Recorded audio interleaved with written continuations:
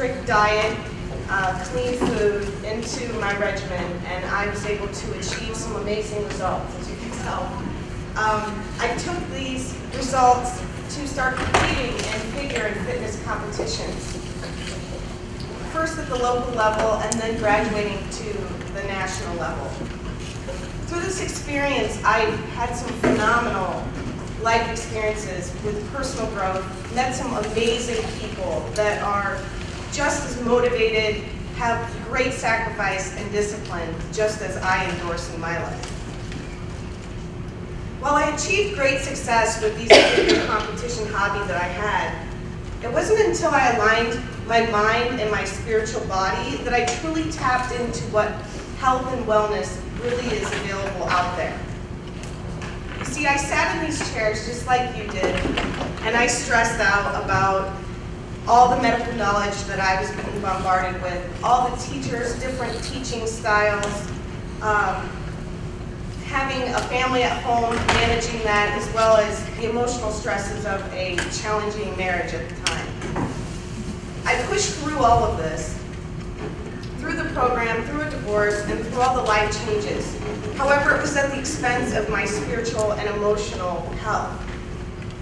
Over time, I realized the importance of incorporating my mind, my spiritual body, and my physical body together.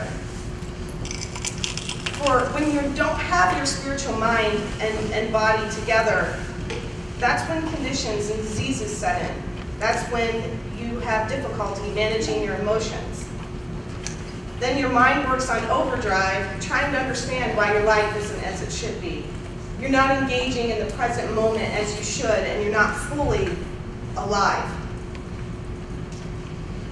It took time, but I accepted the idea that I was a spiritual entity first, then my mind, then my body. I realized and fully grasped the idea of aligning and balancing all of these domains.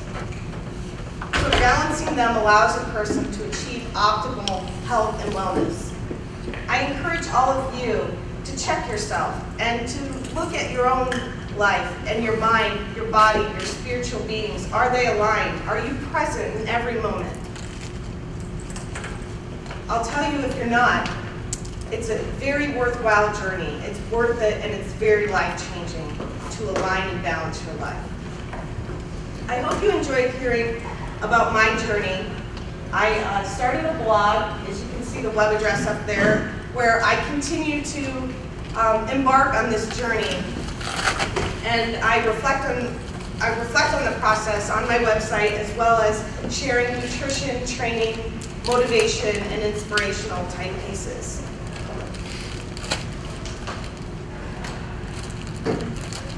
While the obstacles and struggles I endured seemed insurmountable at the time, these challenges were minute compared to who my next guest, the things that she's overcome. It is with great pleasure that I introduce to you one of my dearest friends and most inspirational competitor I met along my journey, Barbie Thomas. I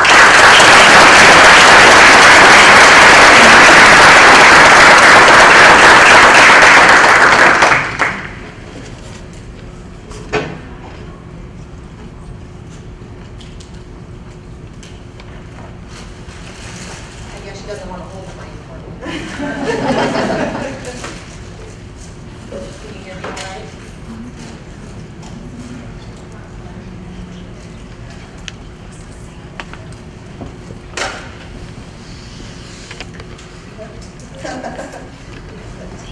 Well, I'm excited to be here today. We've been talking about doing this for many months.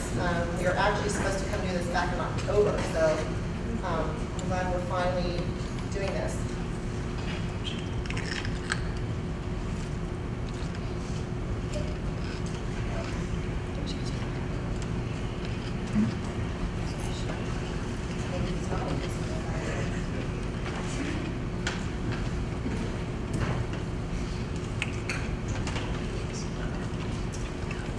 So Sue asked me to come today and tell you about my story, what happened to me, how my life has been growing up, a little bit about physical and occupational therapy, and also about my fitness journey being that you're having your fitness, health, and wellness week this week. I guess a lot of you already read my bio, so I guess my work's done. So when I was 2 years old, I had an accident. I was playing outside with some other kids, older kids that were kind of keeping an eye on me, although I guess not so well. And I climbed into a transformer box. If you don't know what those are, it's those big green electrical boxes that are outside houses and buildings. I climbed into that, climbed up the wires. Electricity went in through my hands and out through my legs. My arms were burned all the way through to the bone. They pretty much look like just charcoal. And I have burns on my legs where the electricity exited my body.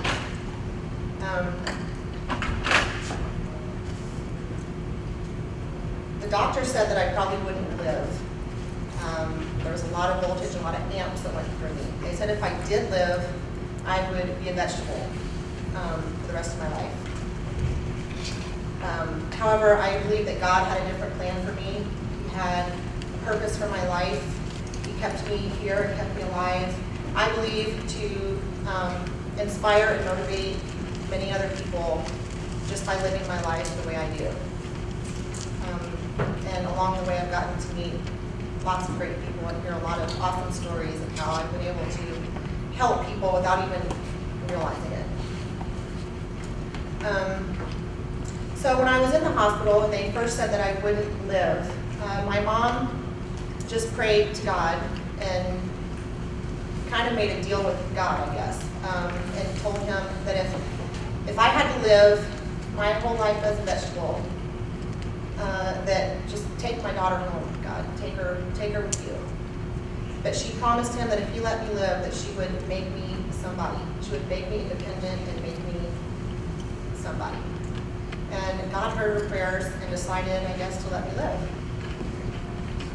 But then she was like, oh my God, my daughter's going to be living with no arms. How's this going to work? How's she going to function? How's she going to survive? How's she going to do things? And she stressed about that. And then one day she came into my hospital room and I put my legs out to give her a hug. And that's when she realized, oh, I guess Barbie's going to use her legs, use her feet. I guess I've always had a strong will to survive. And to this day, I'm still strong-willed.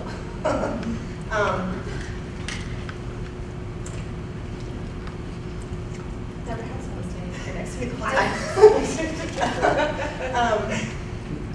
So, growing up, my life was difficult sometimes. I think some of it's because I made it that way. I think I made it more difficult than it had to be.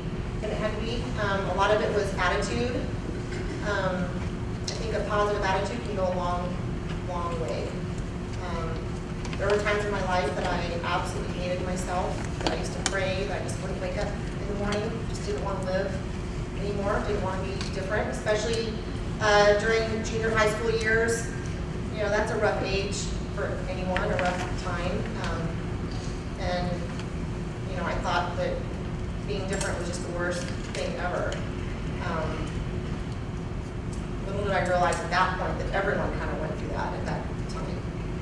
Everybody's different. I finally did realize that everyone is different. Everyone has their handicaps. Everyone has their limitations. Mine are just different from yours. Mine might be more obvious than yours, but everyone deals with something.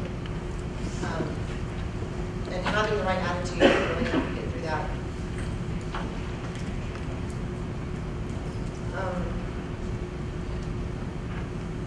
There was a lot of cruel kids growing up, and I guess I had to kind of grow a thick skin.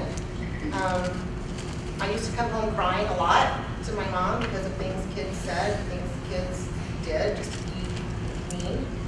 Of course, now I realize that kids are cruel to everyone. It doesn't matter if you're too short, too fat, too tall, too skinny, too freckled, your ears are too big, your nose is too big, whatever. Kids are going to be kids and be cruel. But of course, at the time, I thought it was just me. I was the only one that anyone would ever meet to. Not the case. But I guess I learned to grow a thick skin. I guess my way of dealing with it was kind of becoming a smart ass and coming up with smart comments right back at them. Shelly has been imposed to a few of those. However, I did eventually overcome. One of the things that my mom always used to tell me was, Barbie, you have to learn to love yourself the way you are. If you can't love yourself, then how do you expect anyone else to love you? How do you expect anyone else to if you can't? And I don't think that really hit home, really rang a bell with me until college. I think suddenly I was like, you know, she's right. Moping about this, pouting, having a bad attitude, it's not getting me anywhere. It's not going to make my arms come back. It's still going to be like this. And you know what? I guess I am kind of a cool person. I guess I am kind of cool the way I am. And I learned to accept myself and love myself the way I am. That doesn't mean I don't have my days or my moments when I wish things were different. That happens frequently. But you know, I do a lot of self-talk, I guess, when those times occur. But learning to love myself, accept myself the way I was, really made a huge difference in my life. That's when I finally started making new friends and having boyfriends, and I guess it was true. I liked myself, so other people liked me better. I guess the confidence kind of shined through. Eventually, I did get married and had kids. I have 2 little boys now. One of them is almost 17 years old, and the other one is 12. And of course, having teenagers comes with its own challenges, which I'm dealing with best I can. And now, some of the things that I dealt with in school, my kids have to deal with because their mom is different. And that used to be really hard for me. It bothered me that my kids had to deal with all the cruel things that kids said about their mom. Luckily, they haven't let it get to them too much. My older son has punched a few kids' lights out for it, but I guess, you know, I've high-fived them a few times. But you know, they're learning too that you can't let that stuff bother you. I guess going back to therapy a little bit, that's one of the things that Sue wanted me to talk about. I don't remember a lot of physical therapy. I mostly remember occupational therapy. And I went through a lot of that. And to this day, every once in a while, I come across something that I'm like, oh man, how am I going to do this? Fortunately, I'm pretty creative and can figure most things out on my own. But every once in a while, I still have to contact, you know, maybe my mom, because she's pretty creative, or other therapists that I've had in the past, and put our heads together, we usually can come up with something. Babies was one of those things. I actually had to work with my occupational therapist a little bit when my first son was born. You know, things that you probably take for granted, you know, how to hold a baby when you're nursing, how to give a baby a bath. It's a little different when you're using your feet and those slippery little babies are slipping all over the place. So, you know, we came up with solutions, but I'm thankful that I still have those people in my life that I can contact, you know, years down the road to help out. There were times that my therapist would work on dressing, for instance, and they would come up with some crazy, off-the-wall things that I don't even know how they thought it was going to work. I had one therapist that made me this dressing tree that had all these hooks and clamps and all kinds of stuff all over it, and I ended up using it to hang my hair dryer and my curling iron. But you know, I guess good for her for thinking out of the box. Thinking out of the box is one thing that as therapists you'll have to do from time to time, but I think sometimes as therapists they're trying so hard to think out of the box that they forget sometimes to just use common sense and see things that are right there under your nose. I had the opportunity a few months ago to fly to Virginia to help another woman with no arms who just had a baby. They had so many questions how she was going to care for this baby. And I observed many, many things that she struggles to even care for herself, much less this baby. And same thing, her therapist was trying so hard to come up with ways to do all these things when a lot of it was just common sense. So don't forget that when you're working with your clients down the road, because sometimes it's just a simple solution, common sense, using your head. I did try the prosthetics for a while, several times actually. I think I had my first pair when I was about 4 years old. And at that time it was the little hooks on the end of the arms. I hated them. In fact, I wanted to do baton twirling, and my mom would make me wear my arms, and I remember we were in this float in a parade. I'm sitting there twirling the baton with my toes, with my arms hanging there. My arms, but she made me wear them for the part that we marched. But I did that a lot. Even in high school, I tried again. I decided to go with just one arm, just my right arm, and I had the kind that looks like a regular hand, and I used to paint the fingernails with the rings on them. But I had a backup pair that was just the hooks. Ended up having to use the backup pair more than the other pair because they always broke down. I hated them. I think a lot of people who lose their limbs later in life and they're used to having, full function of all their limbs, probably they would benefit more from the prosthetics. I absolutely hated them. I was more comfortable using my feet. I can tell you, more times than not, I'd end up at school raising my foot to say, can I go take my arms off? And then I had to carry them around in my backpack all day with the arms sticking out the top.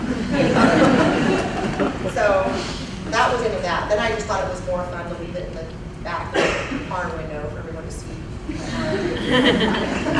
But that was the end of that. And then my fitness journey, since you're having your health and wellness week, that was another time when I kind of doubted myself for a long time. I used to be a total magazine junkie, and I used to read about all the fitness competitors in the magazines, and I used to think, oh man, that would be so cool to do that. I want to do that. But I doubted myself because I thought, God, I could never do what they do.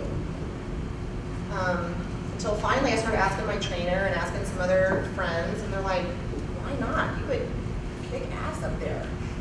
Go for it. I'm like, I don't know, they might not let me, not having arms, they might disqualify me. And so finally I decided to call up our local NPC chairperson here and explain my situation, because I didn't want to bust my buns to get ready for a show and then get there and feel I can't compete. And I explained that I wanted to compete in fitness, but I don't have arms. And he said, oh, that's okay, you can work on that.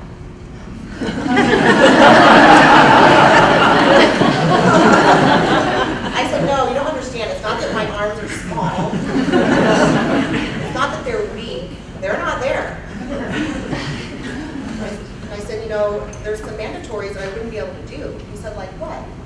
I said, like a one-arm push-up. He said, oh, well, you can practice that. It might take some time.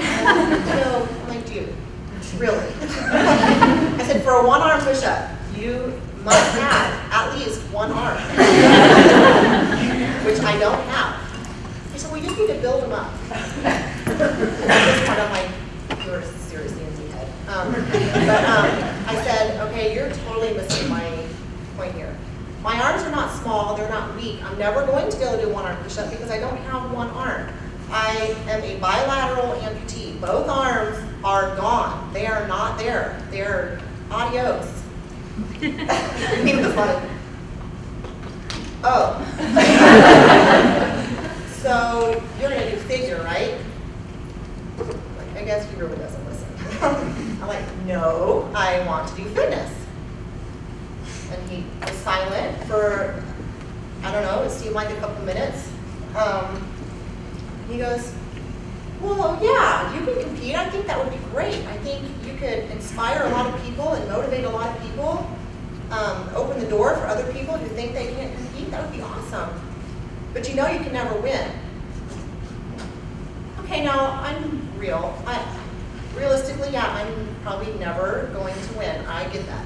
But what he didn't realize is I'm the wrong person to say that to. If you tell me I can't do something, I will do my darndest to prove you wrong. I'm still working to prove it wrong. I mean, I've gotten a few first place trophies because I was the only one in my height class or the only fitness competitor there, period. But I still felt the need to tell him, hey, remember that time you said you'd never win? I have a trophy at home that's as tall as my 4-year-old, okay? I won. He doesn't need to know that I was the only one. So, I'll be choking on those words. But yeah, that has its own challenges, and I'm still working to improve the routine part. What Shelly does is figure, and they get up there. Back when I started, we had our one-piece suit and a two-piece suit, and our hook heels, which I call them, and we do our quarter turns. And then with fitness, we do that, but we also have a 2-minute routine, which usually is dance and gymnastics, and you showcase your strength and your flexibility. Flexibility, I have. Strength, I have. But some of the other things, I'm still working on. I mean, I still go to gymnastics 3 times a week to learn, working on the same tricks that I started, I don't know how many years ago. But I'm not a quitter, so I'll keep going until I can't anymore, I guess.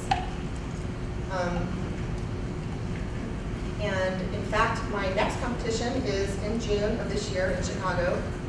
I'm still working on getting my mindset quite right to get my butt in gear to get ready for that.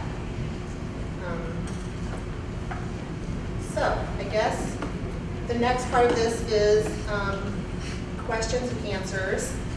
And you should know I'm a very open book. I'm not shy.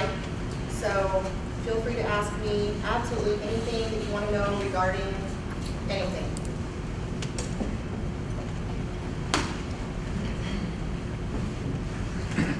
Oh, come on.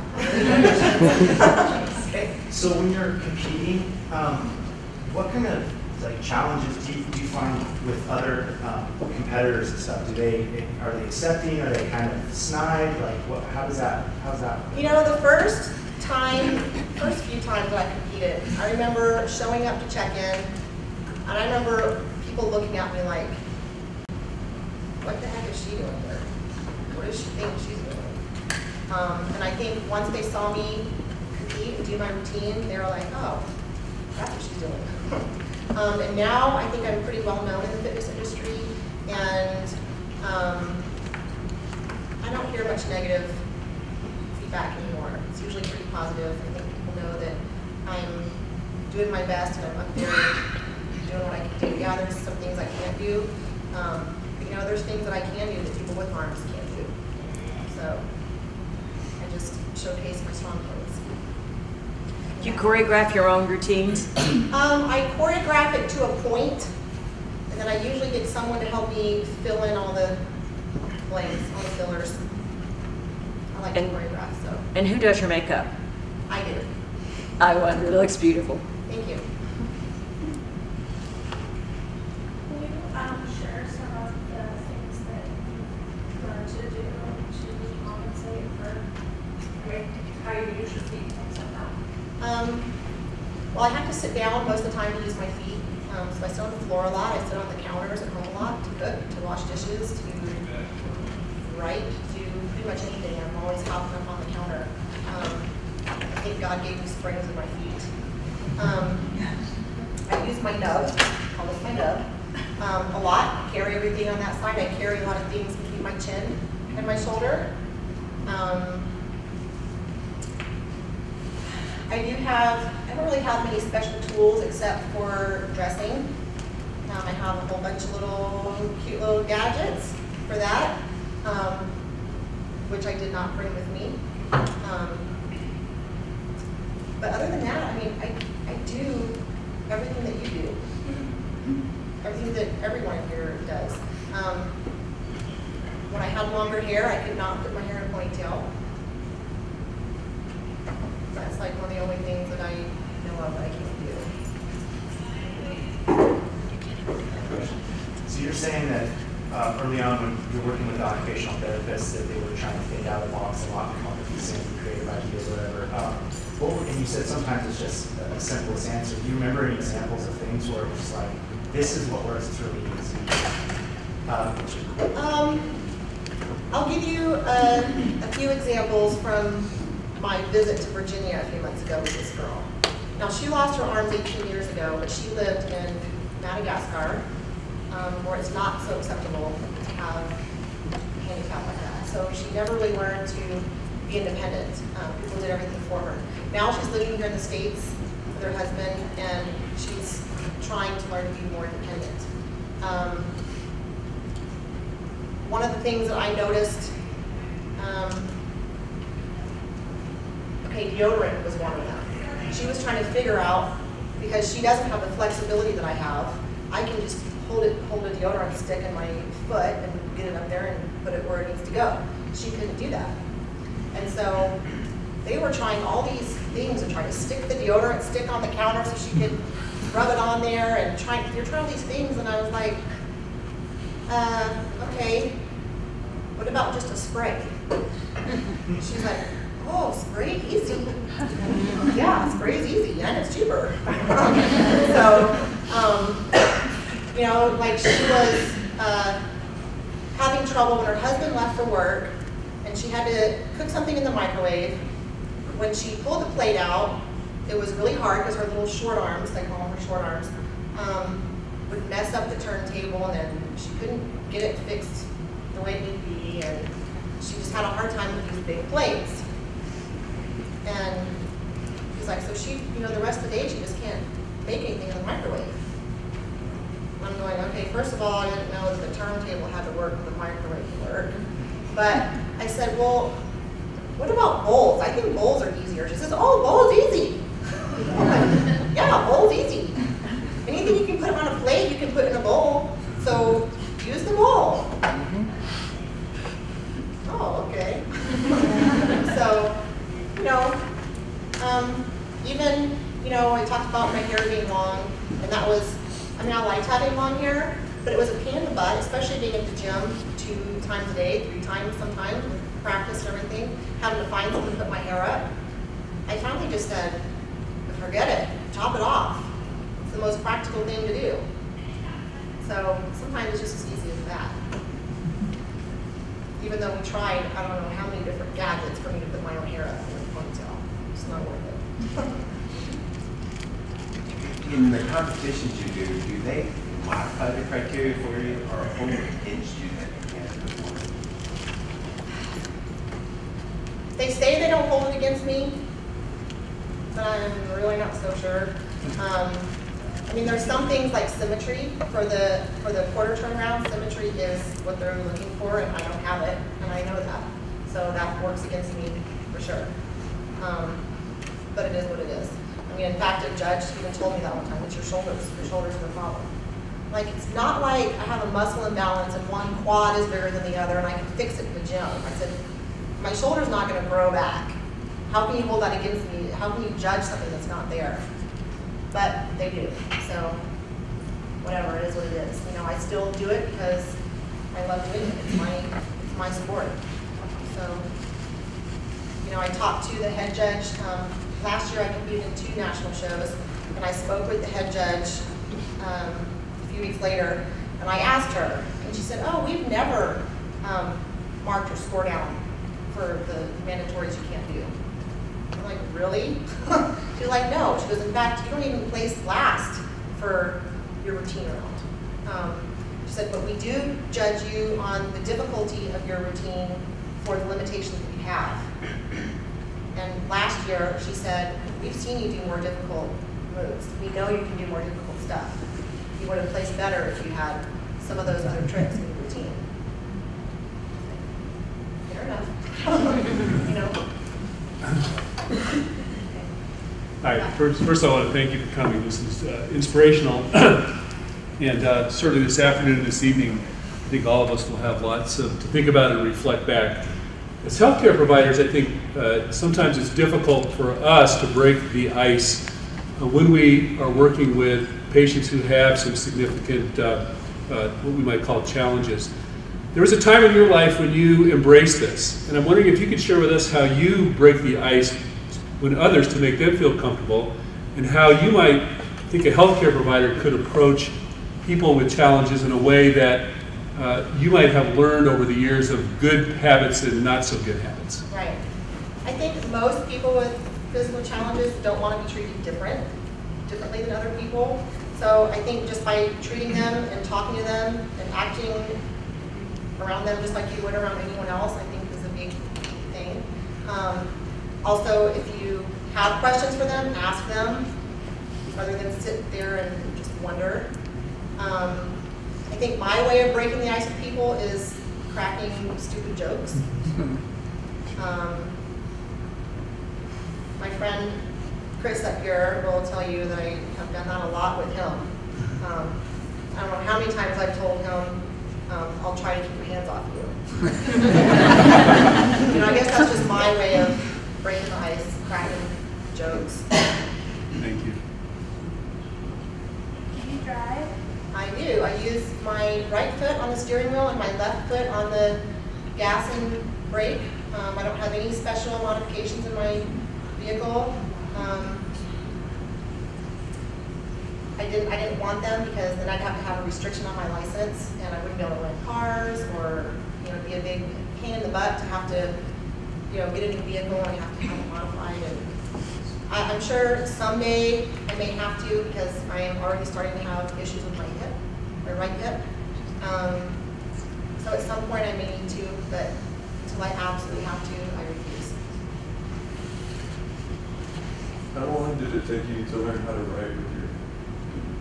Well, I was 2.5 when I lost my arms, and when I was in kindergarten, I remember I was already writing just like everyone else. So I couldn't tell you how long exactly it took, but by the time I was in kindergarten, I was writing just fine like everyone else. In some of your pictures, you had a picture of an older girl with you who also had no arms. Tell us about her. Her name is Wendy Stoker. She is still, I guess, my mentor. I met her when I was, I want to say, 8 or 9 years old. At the time, I lived in Houston, and so did she. And she helped me a lot with, number one, attitude. And I could have killed her because after she left, I was never allowed to say I can't again. I got sent to my room, I don't know how many times, for saying I can't. That was like a bad word in our house. And, I would always say, well, I can't. My mom would say, but did you try? No, go to your room. But I can't. Did you try? How many times did you try? So I was never allowed to say I can't unless I had tried and tried and tried and tried about a bazillion times. And then I could finally say, okay, I guess this isn't going to work. And I still try to instill that in my kids, that can't is not an option. That's my motto, I guess, can't is not an option. Because if there's a will, there is a way, somehow. And I found that for the most part to be very true.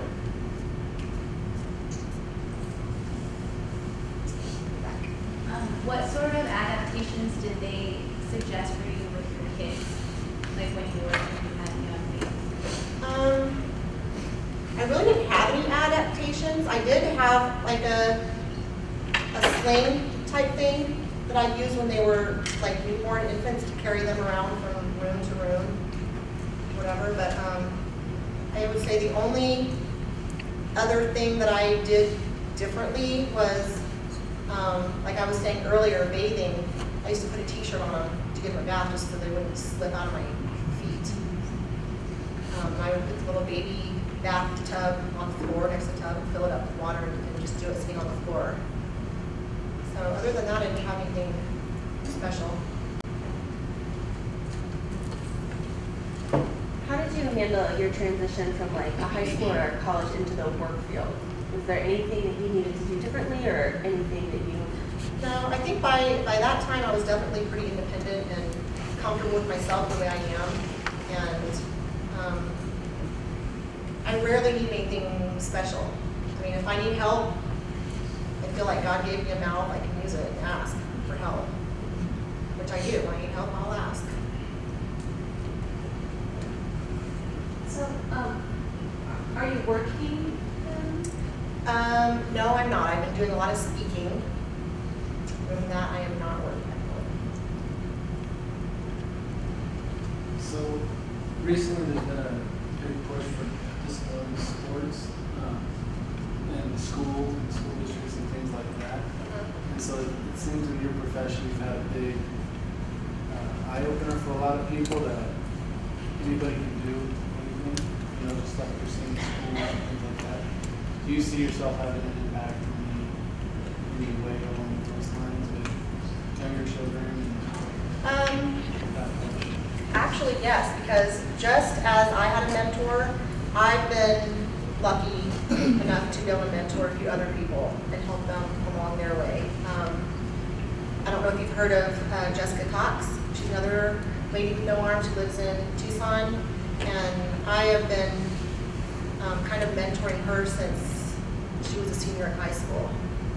Worked on several things with her and really had to work on her attitude a little bit as well. I've also, like I said, the lady in Virginia who lost her arms, there's a little boy named Luke who was born with nubs, or little digits, phalanges, whatever you want to call them, on his nubs, and I've been able to help him.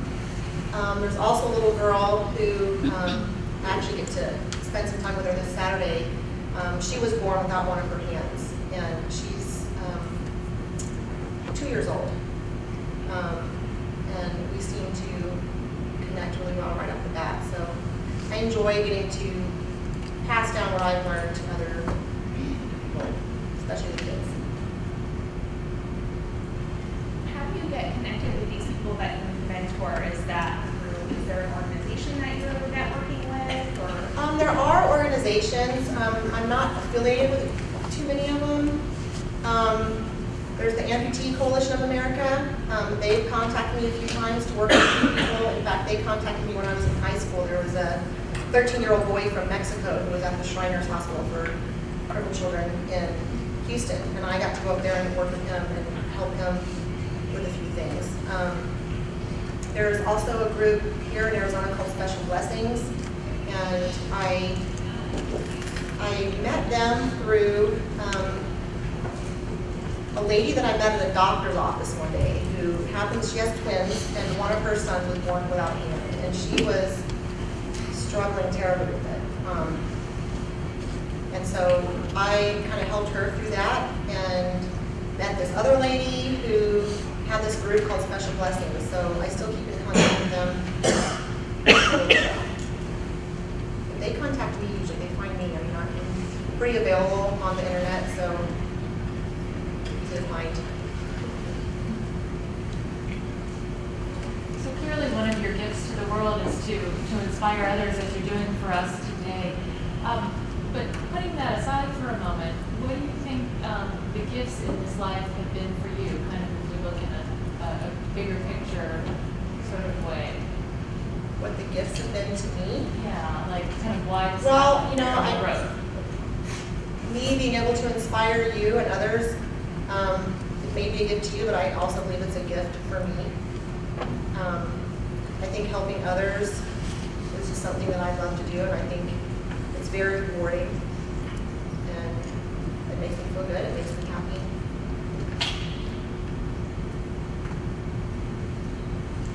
How soon will you start training for your competition in Chicago? I'm always training. Always training, just diet changes up a little bit, which I just started this week, so not real happy about that. This is kind of a two-part question. Okay, I'll give you a two-part answer. Okay. We hear a lot that amputees have that sensation still of having arms, and then along those same lines, do you ever remember having dreams of having arms and moving them, or? Yeah, those are called phantom pains, which I've never had. Maybe because I was so young when I lost my arms, I don't know. I'm glad I don't have them, but I never have. And yeah, when I dream, I usually have arms. I don't know why that is, but I usually do have arms. Although I do things with my feet in my dreams too, so. I don't know. What's your normal routine if you're just working out as you run? I saw you swim on. I do a lot of different things. My cardio is sometimes step mills, sometimes treadmill, sometimes elliptical, sometimes track. Go to the track and use the track and bleachers. Gymnastics I do 3 times a week. I do all sorts of different things for legs. And I usually have a day of plyos, which will be today. It's not my favorite. I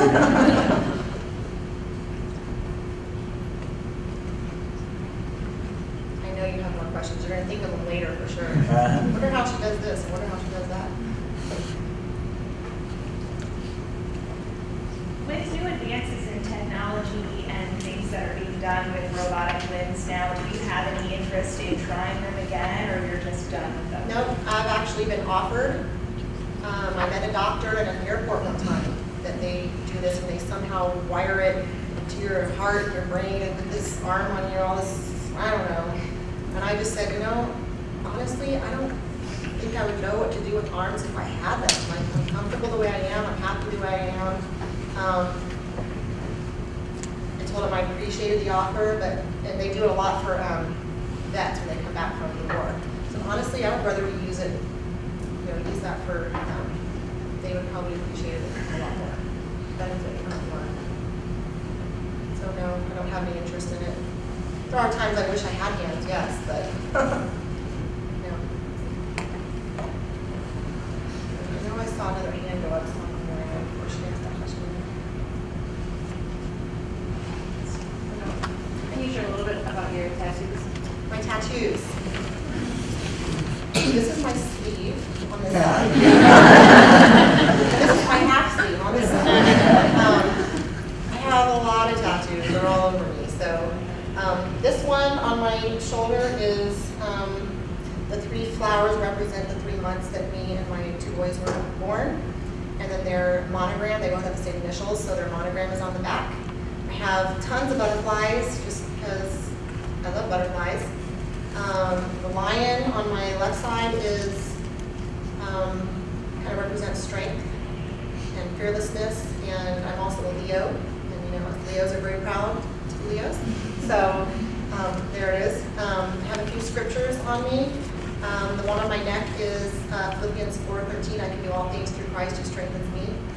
And the one on my left side is 2 Timothy 1:7. It's, for God has not given us the spirit of fear, but of power and of love and of a sound mind. Just because they're a couple of my favorite scriptures. And the rest are just, I like the butterflies or whatever. And I'm not done yet, so. Have you ever had any feet problems because of overuse of lifting? Not so much foot problems, hip problems, especially my right hip. It gets overused a lot because my right hip is always in flexion, it's always in external rotation. So I get a lot of soreness. I think I've got some arthritis going on in there. I have to really make sure I keep it stretched, and I ice it when I'm riding too. And I know they say take it easy, lay off of it, but I don't know how that's even possible. So it is what it is. I'll just deal with it. Do you have, or have you noticed, not allowed to compare, but balance issues, and if you have had problems with falling or anything, were you taught certain techniques to fall to better yourself? Yeah, when I was little, one of the things my therapist thought I needed to do was to learn judo and learn how to fall. And she made me practice falling, which I thought was something that's crazy. But I have really good balance. I stand on my left leg a lot to use my right leg. So I have awesome balance on my left side. On my right side, not so much. I don't fall much, though. Even, you know, my dad used to be scared to death because he'd go to the roller skating rink and skate fast. And I would just step right over the people who fell. And I don't know. I mean, I remember falling once or twice, but I just get back up like anyone else would, I guess. Way in the back. How about like dating that whole aspect of workout? Was it, I mean, it's nerve-wracking anyways. Did you feel like it was more so than your friends or marriage, all that stuff? When I was in high school, I didn't date a lot. I had one boyfriend in high school. And I think a lot of that is due to the age. You know, there's peer pressure, and you know, they're probably worried what their friends are going to think if they're dating some armless chick. I don't know. A lot of it probably had to do with my own attitude about how I felt about myself. I think that probably was very evident and probably kept the boys away too. I don't know. I did notice that once high school was over, I don't know, there seemed to be some kind of change, and maybe it was just the whole learning to love myself thing, but it seemed like boys' attitudes changed too once we were out of high school. And then suddenly they didn't care, they would date me. So I don't have a huge problem with that. You had your hand up forever. How do you, or do you have any pain associated with either the arms or the use of your legs? Like I said, mainly just my hips. A little bit with my knees, but that's more due to all the other stuff I've done. You know, I used to lift super heavy, and Nothing associated with. No. So, based on some things you've said, it sounds like you're very much right side dominant. Yeah. And so I was kind of wondering, well, then how does that develop? Do you remember anything about figuring out which foot had more dexterity, or I don't remember. I think I was right-handed before my accident, so maybe that has something to do with it. Yeah, I was just I'm wondering if it not was like sure. a conscious thing, or if, you know. Or maybe just because my left foot just kind of sucks. I don't know. If I had to eat with my left foot, I would stop. In fact, I've thought about doing a left foot diet. My word. Are there acts that you hate doing? Like, I think about you like trying to use like a Q-tip or like floss your teeth or shave. Are there things that you just, like, I just can't do those things? No, I do all those things. It's just that for me, it's amazing. No. I mean, no one really loves to shave. I do it. You mentioned trying to keep your hip flexible to avoid further injury. I'm just thinking about what I do when I stretch my hip, and obviously you can't do that because you don't have hands. So What do you do to stretch your hip that you can hands? I usually pull it up towards me or across my chest, pull on the up across. And what do you generally do to stretch your hip? I usually do it on the ground, kind of in a kneeling lunge-ish position, I guess. Also, I go weekly to get stretched, manually stretched by another person. Also, I go weekly for massage therapy too, which helps. I wasn't doing that for a while, and there was a huge difference. I was in a lot of pain, so I stick to it now. So you mentioned at the time where, I don't know if the word resentful necessarily, or the time where you're just struggling situation that you faced. Was there something that your mentors did or said that really helped get you over that? Or was it all, did you feel it was mostly within yourself? I think it was a lot of prayer on my parents' part and support. And I think the fact that my parents didn't allow me to have the negative attitudes helped. But I do think I think I had to find it eventually within myself to kind of pull myself out of that. And I still do. There's times I kind of get in a little funk and I have to talk to myself and kind of dig deep to pull myself out of it.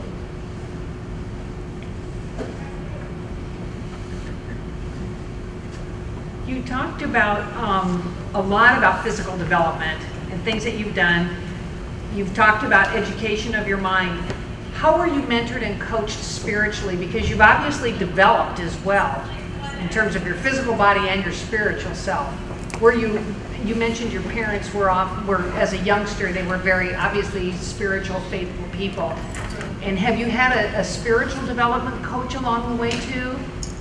No, I haven't had a spiritual coach. I think that's kind of where my roots are because I grew up in a Christian home and I grew up in church, and I'm not a super religious person now, but I still consider myself a Christian. I still believe in God. I still have that faith, and I think that's, when that's instilled in me from a young age, I think those roots just kind of run deep. And, it's helpful at times. Did that answer your question?